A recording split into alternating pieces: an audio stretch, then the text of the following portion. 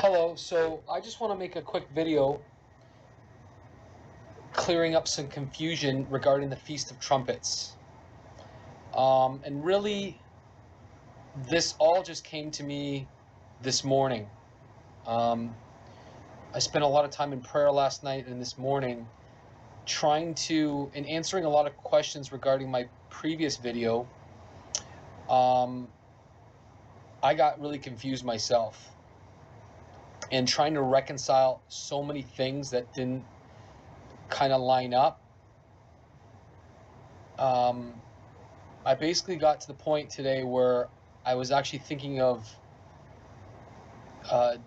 deleting my last video because there were some things that really didn't add up. And here's where it gets interesting. Right at the moment where I gave up, I was thinking about deleting the other video because of a few problems that I thought I had encountered that I didn't know need to be addressed, that couldn't actually be addressed. And when I realized they couldn't be addressed, I was about to throw out the video because I didn't want to lead anyone astray. So once I gave up, I was just at that point, it finally came to me. And it all became so clear and all the confusion just went away. So based on last video I made, there was a lot of confusion concerning, for example, when the shofar blasts for the Feast of Trumpets was going to be, blasted, let's just say. And people were saying there's 30 blasts here. The blast happened in the morning, not at the sighting of the new moon. And that really concerned me because I was thinking, okay, so the trumpet blast doesn't actually happen at sundown on September 23rd. And another problem that came up to me was on September 23rd, 6:36 p.m., the moon will be nearly impossible to spot. It might not even be visible for an hour or maybe more, something like that. You could do some research. So my thinking was, how can the last trump happen on September 23rd at 6:36 p.m. if that's right at sundown? And basically what that would mean is somebody would have to spot it right away, contact the Sanhedrin or whatever, the witnesses would have to spot it, contact whoever it is, and then they would have to blow the shofar. And I just thought, wow, that's just such a difficult timing. It doesn't really add up. But I knew there's something about the sunset on September 23rd. And then it all just kind of came to me. And this is the revelation that I think I got. I was led to go to Leviticus and read about the actual Feast of Trumpets. And what I think the Lord was leading me to do was separate what is actually written about the Feast of Trumpets from all the tradition. And when I went to it, it really just simplified everything. It's a very simple feast. And basically all it comes down to is this. Leviticus 23, verse 23 to 25. And the Lord spake unto Moses, saying, Speak unto the children of Israel, saying, okay, now get this, it's important. In the 7th month, in the first day of the month, shall you have a Sabbath, a memorial of blowing of trumpets. So I'm gonna bold that.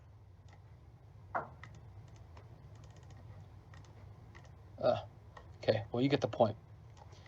Blowing of trumpets, a holy convocation, you shall do no servile work therein, but you shall offer an offering made by fire unto the Lord. So the key things happening here are in the 7th month.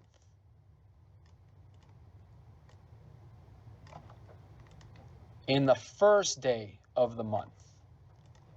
Okay, so basically, the only thing that God really said about the Feast of Trumpets, and I don't even like calling it that anymore because it's really not the Feast of Trumpets. They blow trumpets in the first day of the 7th month. So And then to reiterate that in numbers, all it says is in the 7th month on the 1st day of the month. You shall have a holy convocation. You shall do no servile work. It is a day of blowing trumpets. So, what are the only 2 things we need to know about Feast of Trumpets? It happens in the 1st day of the 7th month. And then you blow trumpets. When? It doesn't say. What time? It doesn't say. It doesn't really matter. Why doesn't it really matter? Because really, it's just a dry run, a foreshadow of the fulfillment. So this is what we know right now about the Feast of Trumpets, or the 5th feast. We know that sometime in the future, the next feast, if God is going to continue in his pattern of fulfilling the feasts in order, he fulfilled Passover, unleavened bread, first fruits, and then Pentecost to the very day. And we all know that. So if we go to Leviticus and we read Leviticus, each one of those previous feasts are specified by God to celebrate them on those days that he specifies. And everything that was to be done in those days was fulfilled by Jesus Christ himself to the very day. Which means, now this is where it gets exciting, that if God is going to continue with this pattern, the next feast, the next thing he's going to do, based on the fifth feast or divine appointment, is he's going to do it for sure, 100%, on the 7th month, the 1st of the day. And it's got something to do with blowing trumpets, because it's a foreshadow. And we're going to find out just what it's going to be. So essentially, we could actually narrow down the date again. Leviticus 23:23 tells us that the next divine appointment for sure has to be the 7th month on the 1st day. So that means this year in 2025, that's September 23rd. Or 22nd. It could be between 2 days, but I'm going to narrow it down and show you why. Okay, so here's where the confusion comes. And here's where the clarification comes. And this is why it became clear to me. To mark the 1st day of the 7th month, in order for us humans to do that, we need to go by the sighting of the moon. All right, so how it works is Elul, which is the month before Tishri, so the 7th month is Tishri. This is the 7th month, Tishri. Okay, the sixth month is Elul. So Elul, on the 29th of Elul, at sunset, if they spot the new moon on the 29th, then the next day will be Tishri 1. If they do not spot the new moon on the 29th, they'll add another day to Elul 30th. And then for sure after that, the next day will be Tishri 1. They don't even have to spot the moon on the 30th, okay? That would be the day before. Now here's where I think I received some revelation. Does God need witnesses to know what day it is? Does he need 2 witnesses to spot the moon to know which day would be the mark of the new year?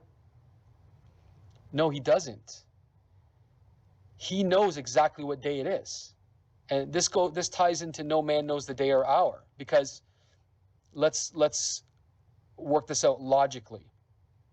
Since God knows exactly what day the 1st is, he doesn't need to spot the new moon. He knows. I believe now how he's designed it, based on the spotting of the moon, is God will orchestrate the weather. We don't do this anymore because now the calendar's fixed. But essentially, on Elul 29,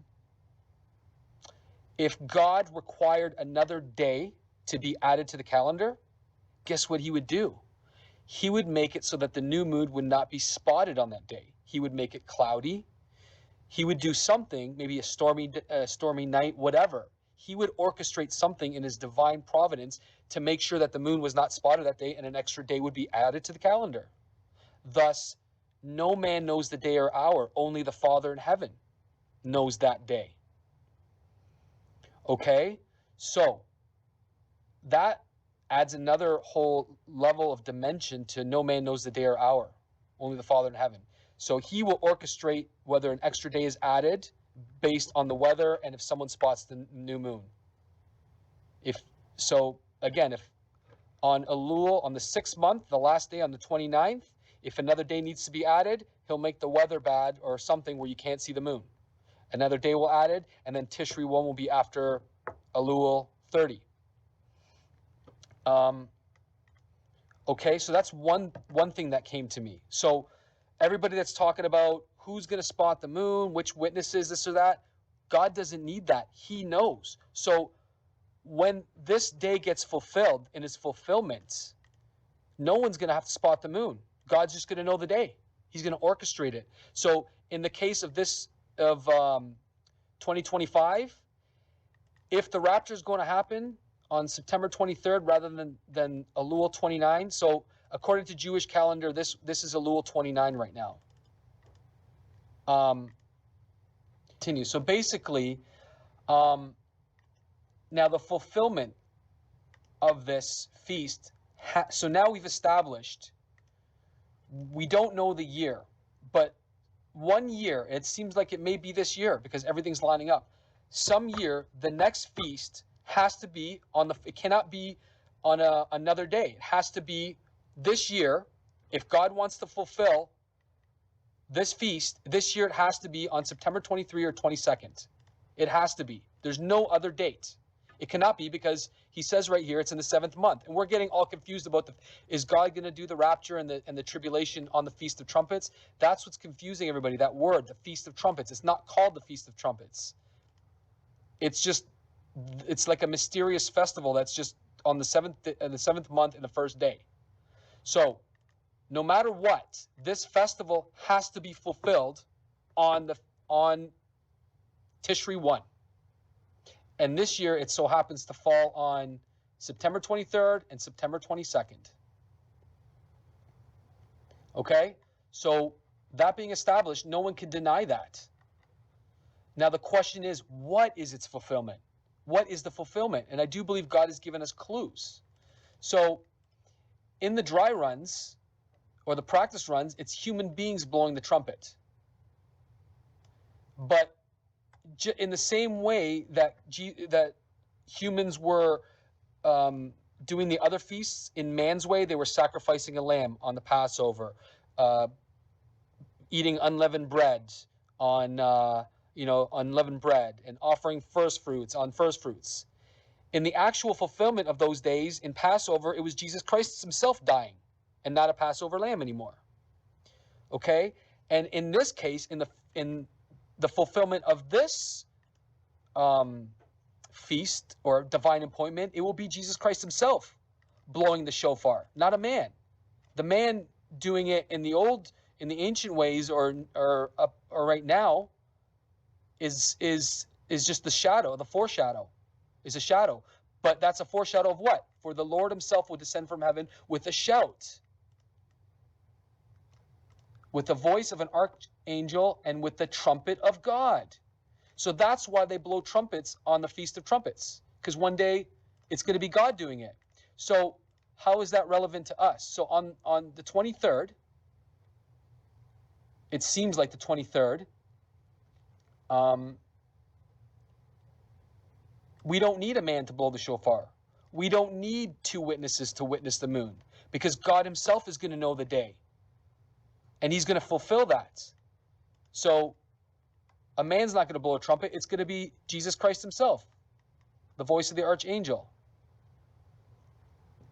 And it has to be on the first day of the 7th month. There's no getting around that.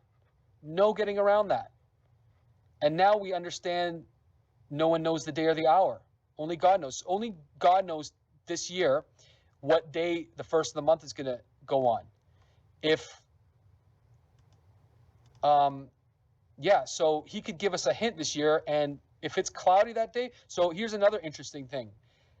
I don't know the percentage, but the majority of the time the moon is spotted on the first day of the Feast of Trumpets. Or that's actually a misnomer itself, because there's no 2 days of the Feast of Trumpets. It's only 1 day. It's not a 2-day feast. It's a 1-day feast in the 7th month in the first day. It can't be 2 days. But man uses 2 days to decide, because we don't know. Only God knows. So of that day, no man knows the day or the hour. God does. So if God knows it's going to be on the 23rd, he'll make the weather so that we're not able to spot the moon there. He doesn't have to, but he'll do that to keep the calendar in order. So that's a huge indicator that we could be looking at a rapture on the 23rd if the weather's bad here and we don't spot the new moon, or it's not visible between that time. I would look at that as a huge confirmation. Again, I'm not saying for sure this has to happen, but it looks as though this is what's going on. So, where else am I going with this? So basically, for everyone saying we don't know the day of the rapture or the coming of the tribulation, God has given us a huge hint. Here's what's interesting. Whatever is happening next on God's timetable, whatever the next thing is, and everyone always says, here's something you always hear pastors saying, we know that the rapture is the next thing on God's timetable. Okay? We know that the next thing on God's timetable is the rapture. The next feast on God's times table has to happen in the 7th month in the first day. If God's a God of order and he's going to fulfill this one next, because he's fulfilled the first 4, the next one has to happen on this day, which is coming up September 22nd, 23rd. Okay? So it seems as though this is the fulfillment. In a moment in 1 Corinthians 15:52, in a moment, in the twinkling of an eye, at the last trump. Oh yeah, here's something else that's interesting. The last trump. What does that actually mean?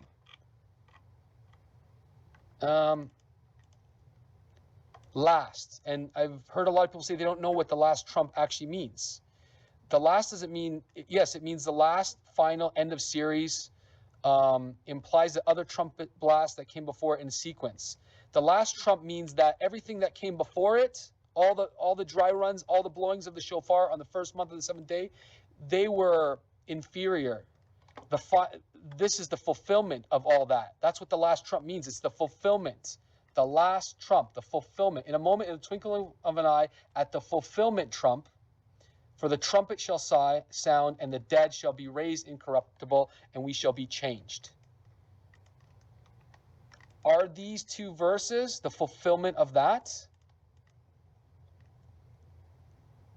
Could be.